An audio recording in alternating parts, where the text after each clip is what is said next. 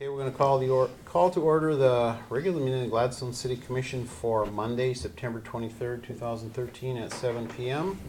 First item on our agenda is invocation led by Commissioner Matnan.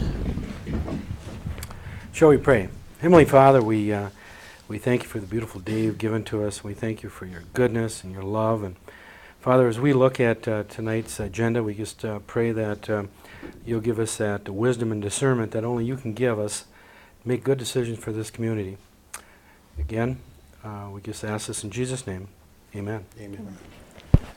Allegiance to the flag of the United States of America and to the republic for which it stands, one nation, under God, indivisible, with liberty and justice for all.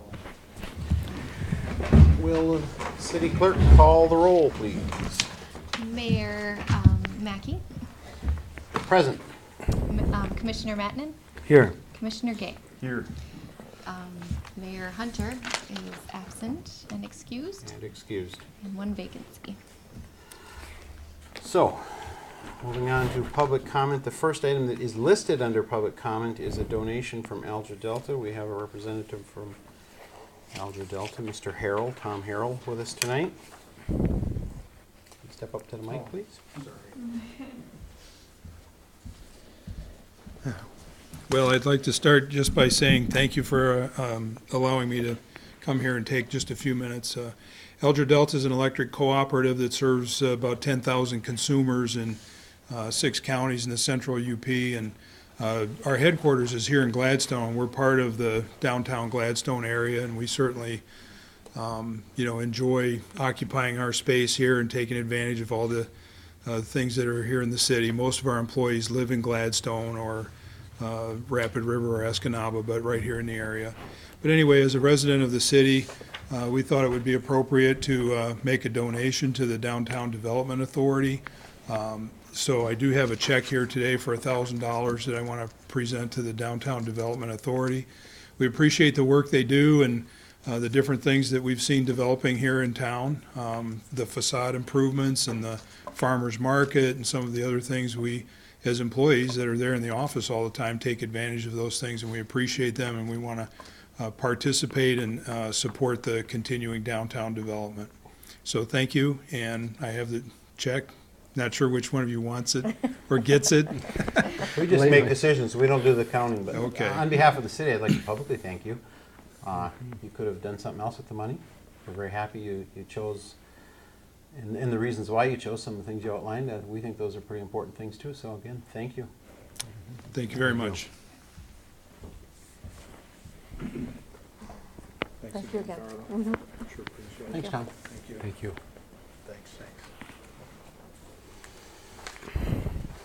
Is there anybody in the audience who would like to speak? Well, I think it's appropriate that I read a little letter here that we received. It's from John E. Halpin. He's a captain in Michigan Department of State Police, 8th District Headquarters. He addresses his letter on September 16th of 2013 to Ms. Darla Falcon, the Gladstone City Manager. It says, "Dear Ms. Falcon, on behalf of myself and the Michigan State Police, I personally want to thank Gladstone Public Safety Director Paul Geyer for taking the time out from his busy schedule to travel to Manistee to attend the funeral for slain trooper Paul Butterfield on Saturday, September 14, 2013. His presence at the funeral speaks volumes of his character and commitment to public service. It also represents what a fine organization the Gladstone Public Safety Department is. I consider myself very fortunate and proud to work with high-caliber people such as Director Geyer and others from the Gladstone Public Safety Department. Please pass on my gratitude to Director Geyer." Again, Captain John E. Halpin, the Michigan Department of State Police. And I think we all know that Paul is a first-class individual. It's nice that other people think that as well. And obviously, he didn't have to go down for the funeral of that trooper, but he did, and that's important. That was a tragedy. So, thank you, Paul. Moving on to the consent agenda, we have the Gladstone City Commission regular meeting minutes of September 9, 2013, and we have the Gladstone EDC regular meeting minutes of September 10, 2013 in front of us. I'd move that we approve the minutes as presented. Support. Been moved and supported to approve the consent agenda as presented. All those in favor signify by saying aye. Aye. Those opposed, motion's carried. Moving on to public hearings, we have a public hearing for City of Gladstone's 2013 Renewable Energy Plan, which is Michigan Public Service Commission case number U16612. Darla? This is my electric department supervisor, Tom White, will Tom. give us a little Excuse me. opening, and then we can do the public hearing. Good evening. Good evening, Tom. Part of Public Act 295 requires that all the electric utilities in the state of Michigan get the power that they sell, 10% of that has to come from renewable energy, renewable sources. We also have to have a renewable energy plan, which WPPI has come up with for us. And they also supply us at 10% of our needs for renewable power. Also, part of the PA 295 requires that every 2 years we have a public hearing for public comment on that, our renewable energy plan. And we have published that. It's available in the city and on our internet. And pretty much that's why I'm here. So, normally when we have a public hearing, we open the floor for a minute in case there's any public comment, which probably aren't going to be any. So, does somebody have a watch? We're opening the public hearing for public comments. We'll hold it open for at least a minute. Meanwhile, we'll twiddle our thumbs.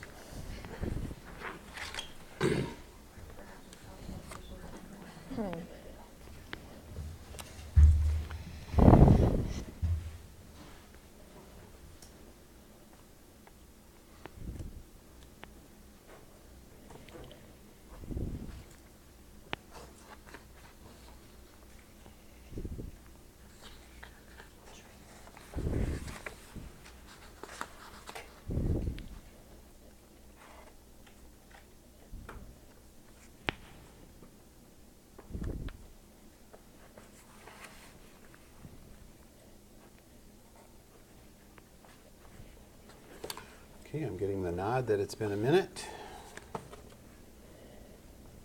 We have no public comment. We have held the public hearing, so let's entertain a motion.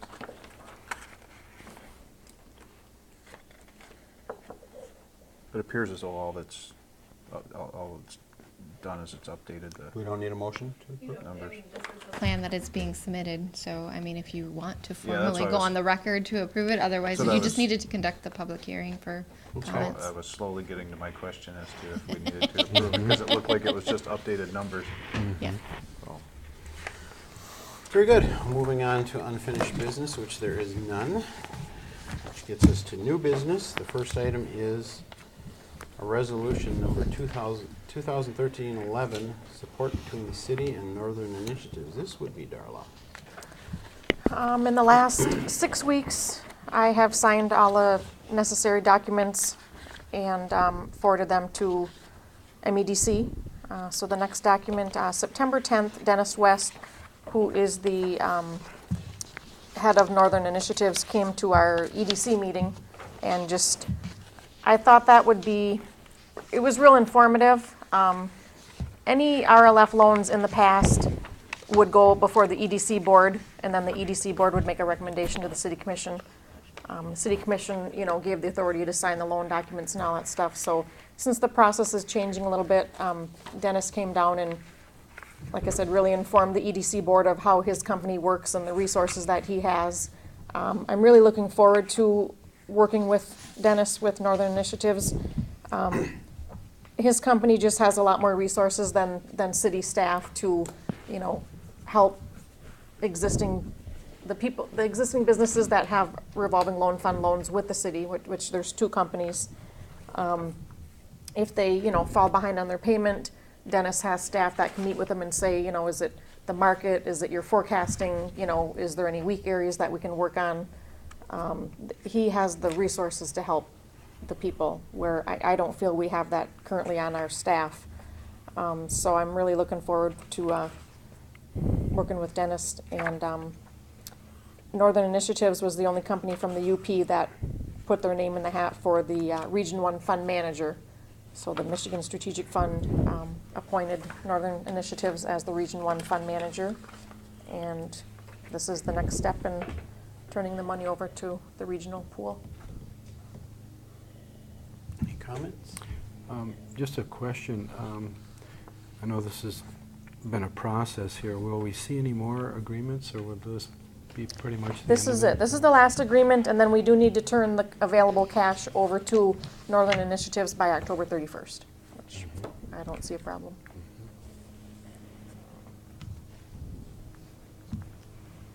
I'd move that we allow the city manager to sign the sub-recipient agreement. I'll second.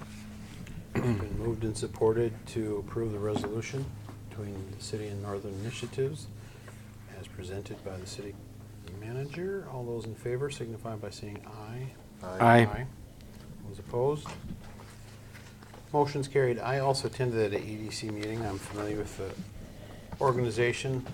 They're a very good organization. They're a UP organization. I really think that Darla and her staff are going to benefit by the relationship with Northern Initiatives. We won't have as much power to make decisions locally as we used to, but I don't think it's a big problem, because I had a conversation with Dennis about that. He says, I expect you to hold my feet to the fire in case you have any problems with anything I'm doing. I would do that, so I think that'll work well. Next item on new business is an annual thing, EVIP 1. Basically deals with statutory revenue sharing and all the changes made, and a lot of work that staff has to do to get ready for it. So Darla has a rather lengthy report to submit to Commission tonight. As Joe stated, statutory revenue sharing is now called EVIP, which stands for Economic Vitality Incentive Program. The first report is due to Michigan Department of Treasury by October 31st. And there's three parts to EVIP 1, the Citizens Guide, the dashboard, and the projected budget report. I wasn't going to go through each report specifically. The main content is the same. Pretty much all we did is slid the numbers to the left and added the 2013 column and pretty much all of the tables. This is the information required to be submitted to Department of Treasury. So we have complied with everything they're looking for. Was there anything specifically any table that you wanted me to go over, or? I don't really have any questions, but and I know it's a lot of work for staff, but it is kind of nice for us as commissioners to be able to look at this, and it kind of gives us an idea where we're headed. In a brief time, we can kind of see a picture of the city, you know. Yeah, there's some really good tables that I refer to quite frequently throughout the year. It's a good recap of how the previous fiscal year, ended,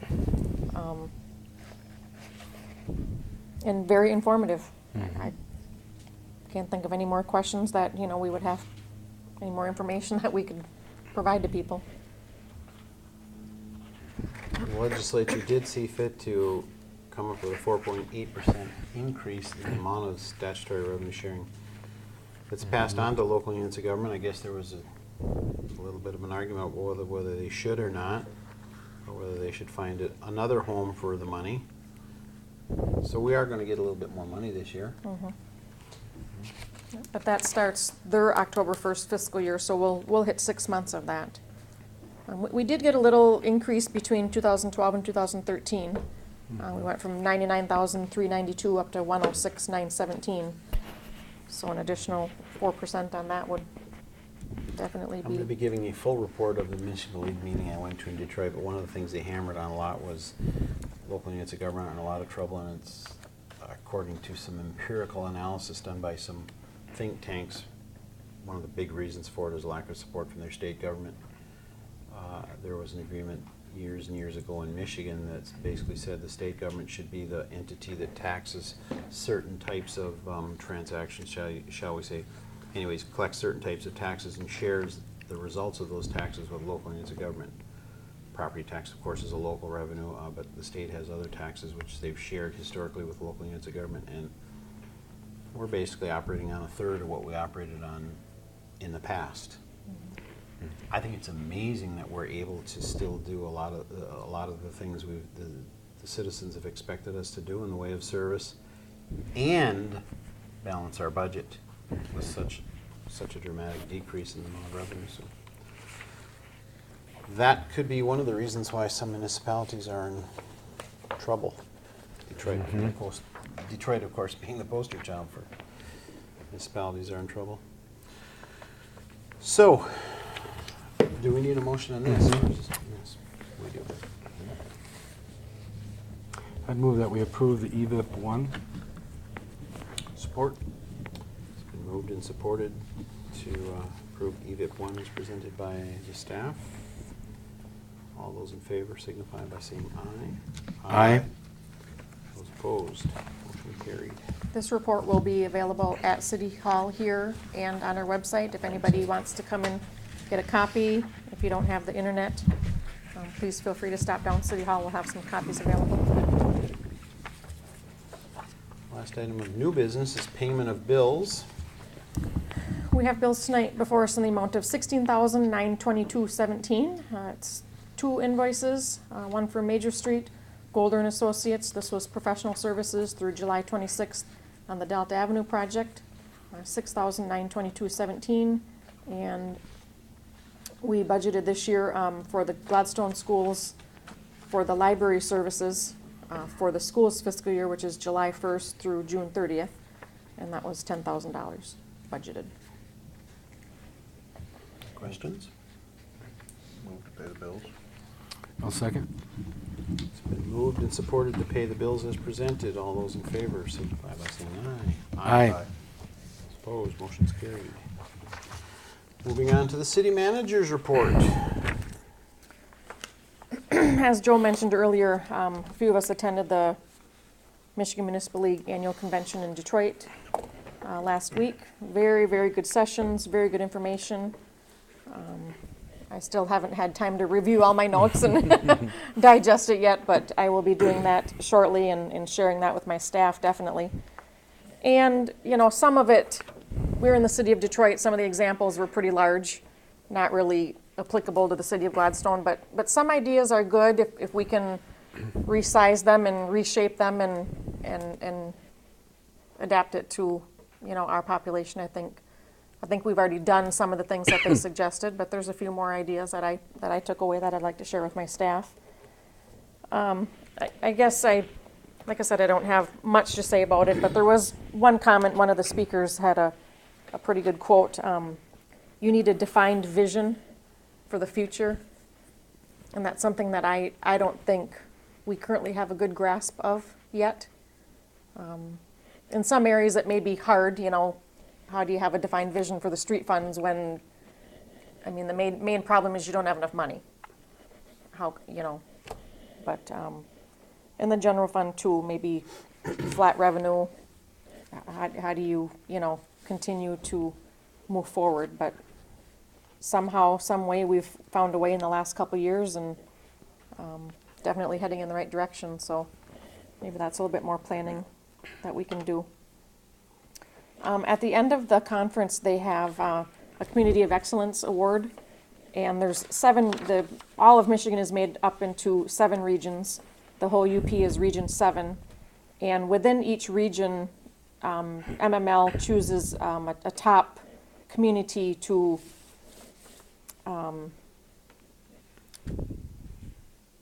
showcase their community. And City of Ironwood was Region 7's community this year, and they won the overall 2013 Community of Excellence Award.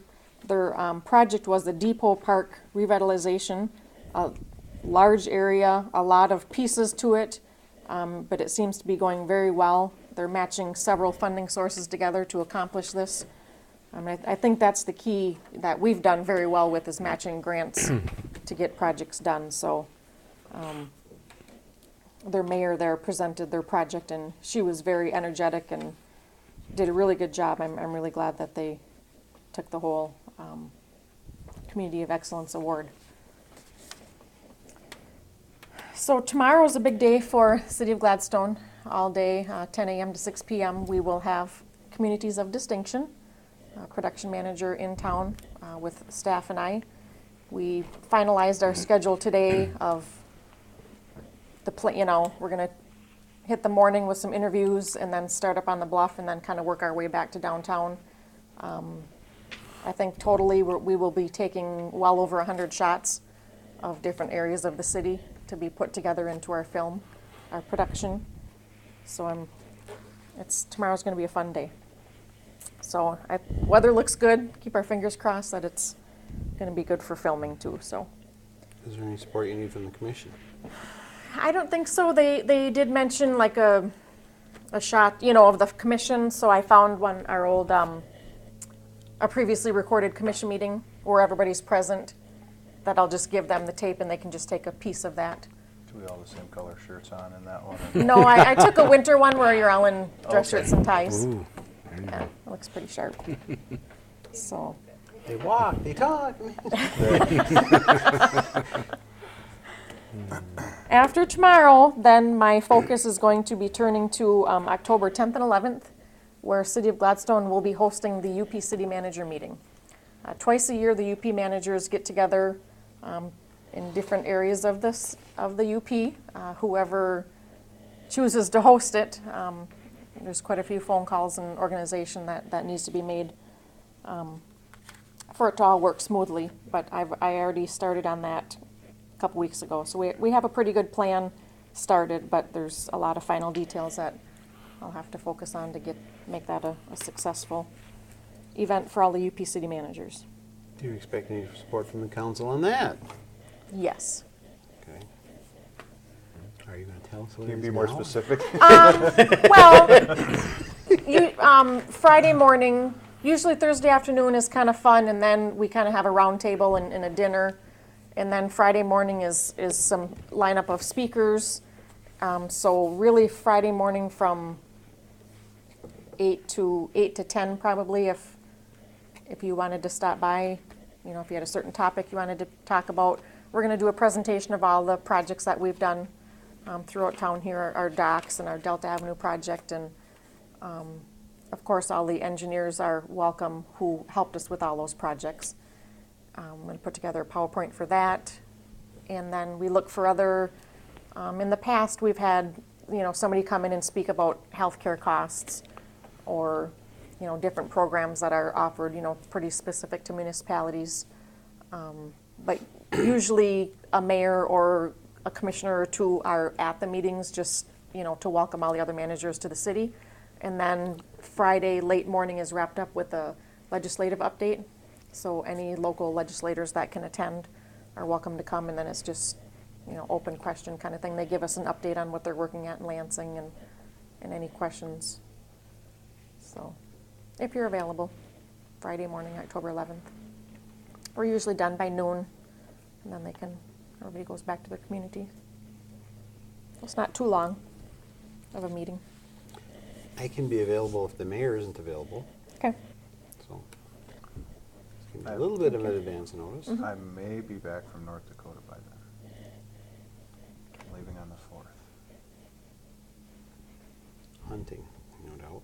Once I get the final agenda, I'll shoot it to you guys. Yeah, I'll be elk hunting at that time, Yeah. Colorado. Okay. That time of year. That's all I have. Do we have anything from city committee reports? We don't normally. And boards and commission reports. I do have the Parks and Recreation priority list, which I think everybody probably got a copy of, which is, the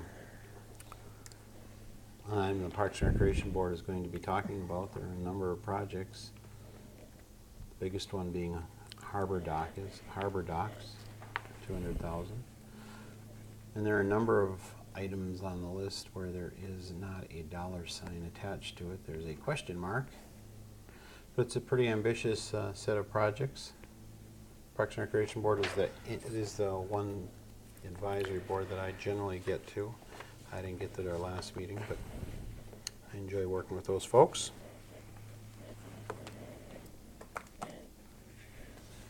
Nothing further. Moving back to public comment again.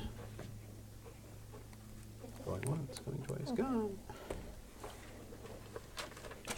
Moving to commissioner comments. Commissioner Gay. I have nothing tonight. Commissioner Mattinen. Yeah, just a few comments really on the conference that we were at in Detroit, the annual conference. Like the manager had said, there were a number of good meetings and lots of good information. I think one of the things that seems to be coming more to the forefront that is helping local communities and with their projects is, and I know Commissioner Mackey talks about this all the time with public-private partnerships and pushing for that, and that seems to be something it's really going to be a necessity in the future even more, I think, because of our limitations as government agencies maybe provide in tough economic times. We're going to need some help, and hopefully, the private sector can assist us, and we can assist them in different ways, and open the doors for all kinds of things that maybe we can't even imagine, to take place in our community. And that was one of the important things I took away. There seems to be a lot more of this type of thing happening now, the public-private, than there had been years ago, and so that was good to see. I was still a little bit disappointed with the lack of willingness for the state legislatures, state government in general, to help us out with certain priority issues like transportation and more revenue sharing. I think that from my perspective, they seem to spend a lot of time on things I'm not going to say that aren't important, because everything's important, but at least from my perspective, their priorities are sometimes on the tough issues. They just don't move, and then they'll sit there for months and years, and sometimes you have to do something even if it's wrong to find out if it's wrong. And I don't know, just a little disappointed in our state legislature and government in general. That's all I've had. First of all, I received a phone call from a resident asking if we could get down on North 15th Street and do some ditching. Apparently the ditches aren't running. I haven't seen the ditches done for some time there. That used to be, I think, a higher priority than it is now, and I'm not saying that anybody's dropping the ball, but it's when I do get a call from somebody, generally if I bring the problem up, the staff takes care of it, so I'm pretty sure that will be taken care of. I also would like to talk about the MML meeting. First of all, this morning when I had coffee with a guy, he says, "What were you doing in Detroit? What's that got to do with Gladstone?" And as a typical Yooper, I probably felt the same way. I think I came away with a different opinion. I came away thinking that perhaps we were presented with a positive report on where Detroit is going, and there may be some people who would, of course, they would disagree with the direction they're going, but there were a lot of people talking about things aren't as bad in Detroit as you hear up front in the media. All we hear in the media, of course, is the bankruptcy, and they're basically looking at it as a balance sheet restructuring. Now, of course, we don't know what the bankruptcy court is going to decide, and it's according to a leading expert who was on one of the panels I went to. He's a bankruptcy lawyer. He says, "If you thought I was going to come here today and tell you what's going to happen in bankruptcy, sorry, you can go home right now because I have no idea. It's a toss-up." But I saw a different side of Detroit. Detroit is important to Michigan, and of course, what happens in bankruptcy is going to have a precedent-setting effect for other municipalities in Michigan, because as I stated earlier in this meeting, one of the leading causes of all the empirical analysis that municipalities have found themselves in their financial crisis is due to lack of support from state government, which I think is what you're referring to, Commissioner Mattinen. And so it'll be interesting to see how the bankruptcy court decides to come down on that historic decision. We also attended a meeting where Lieutenant Governor Brian Calley was right, standing out there taking shots on the personal property tax issue. New information was provided that very day, which the Michigan Municipal League didn't even get a chance to check out. And so I'm sure that our staff is going to be coming back to us with new information after the league does their analysis. Basically what the state's talking about doing is turning over a revenue source to local units of government and walking away from it and saying it's yours, you can have it. We'll be hearing more about that. It's an interesting way to think about replacing the personal property tax. We listened to a number of corporations that have decided that Detroit is the place they want to locate, and depending on whom you talk to, that's either a good thing for Detroit or maybe not such a good thing for Detroit. There's a lot of activity in Detroit. I was able to confirm that with friends of mine who live and work in Detroit, and they say that Detroit is moving. There's a lot more things happening in Detroit than have been happening in the last 10 years. Of course, they wanted to put their best foot forward when they had us visiting. They wanted us to see an interesting city, and it certainly is an interesting city. And then we went over state and federal affairs updates. I don't know if there's any good news there for cities, but the league does a good job of keeping us on track with what's happening in the state legislature to a certain extent, also in Washington. And then, of course, we hit back on placemaking, and when I came home, I still think Gladstone is an excellent place. It's an attractive community. We're doing some things that we hear a lot of, which is basically to make it a walkable community, to have neighborhoods that you feel safe in and that you'd like to take a walk through every day, and I think Gladstone definitely fits in that category. We have a lot of parks and recreational programs.